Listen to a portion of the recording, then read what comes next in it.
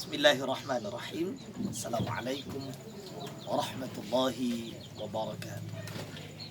Saudaraku yang dirahmati Allah Subhanahu wa taala, kali ini kita akan melihat kutipan yang terdapat di dalam halaman 61, masih pada kitab yang sama, yaitu Al-Mizanul Kubra. Dikatakan di dalam kitab ini, وسيأتي في فصول الأجوبة على الإمام أبي حنيفة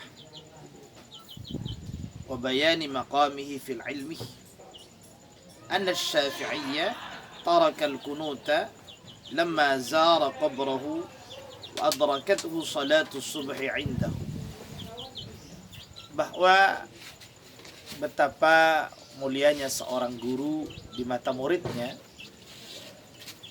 yakni dalam hal ini adalah Imam Abu Hanifah di mata seorang Nasir Sunnah, Imamuna Asy-Syafi'i. Sehingga suatu ketika Imam Asy-Syafi'i berziarah ke Maqbarah Imam Abu Hanifah bertepatan dengan waktu subuh, Imam Asy-Syafi'i tidak berkunut saat melakukan sholat subuh. Padahal Imam Asy-Syafi'i menganggap kunut sebagai sunnah dilakukan oleh seorang musalli, orang yang melakukan sholat subuh. Mengapa Imam Asy-Syafi'i tidak berkunut ketika berada di Maqbarah Imam Abu Hanifah? Wa qala kaifa aqnutu bi hadratil imami wa huwa la yaqulu bihi. Kata Imam Asy-Syafi'i, bagaimana aku bisa melaksanakan kunut di saat sholat subuh, di sampingnya berada Maqbarah Imam Abu Hanifah, sementara Imam Abu Hanifah sendiri tidak menganggap kunut sebagai bagian dari sunnahnya sholat subuh. وأن الإمام الشافعي إنما فعل ذلك فتحا لباب الأدب مع الأئمة المجتهدين وحملهم في جميع أقوالهم على المحامل الحسنة.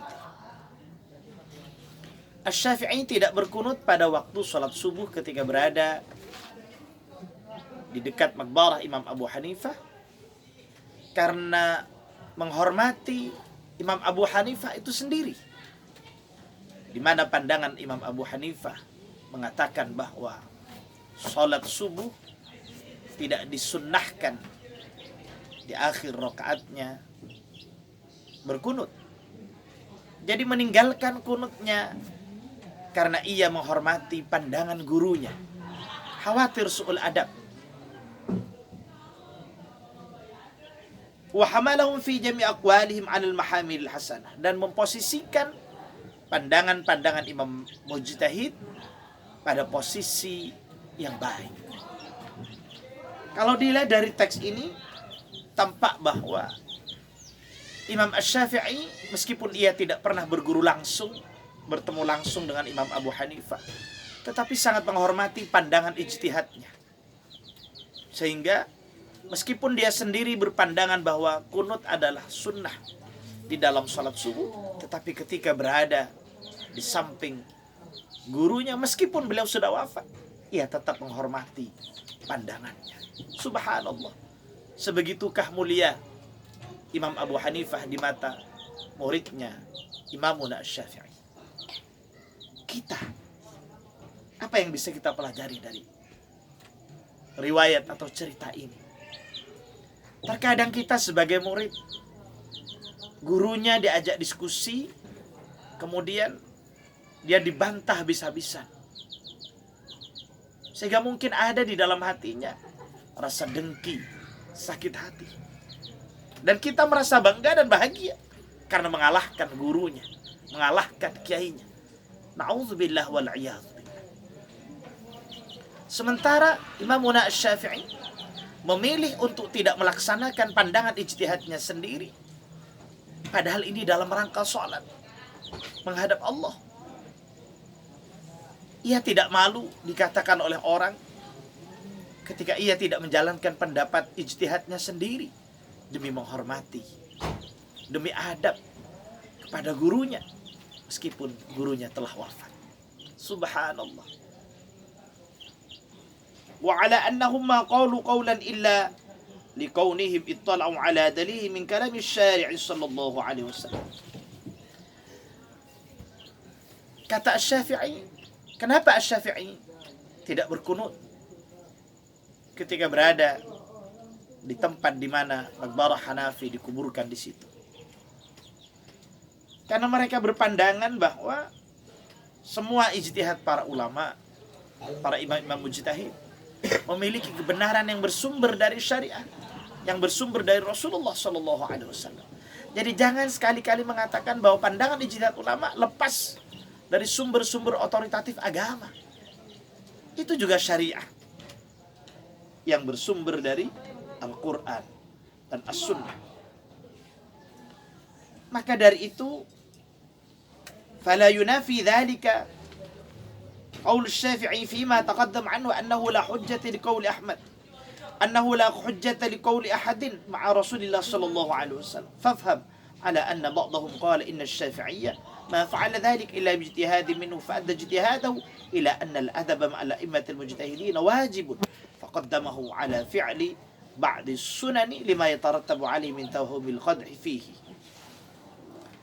Teks ini menegaskan bahwa apa yang dilakukan Asy-Syafi'i itu semata-mata adalah bagian dari bentuk mengedepankan adab daripada ilmu.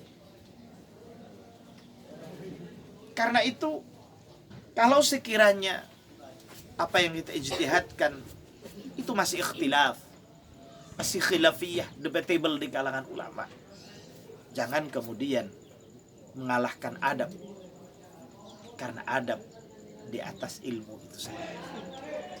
Lebih-lebih dalam persoalan yang sifatnya khilafiyah, kontradiktif, di mana setiap mujtahid memiliki kemungkinan untuk memiliki pandangan-pandangan lain, memberikan argumentasi-argumentasi kebenaran lainnya.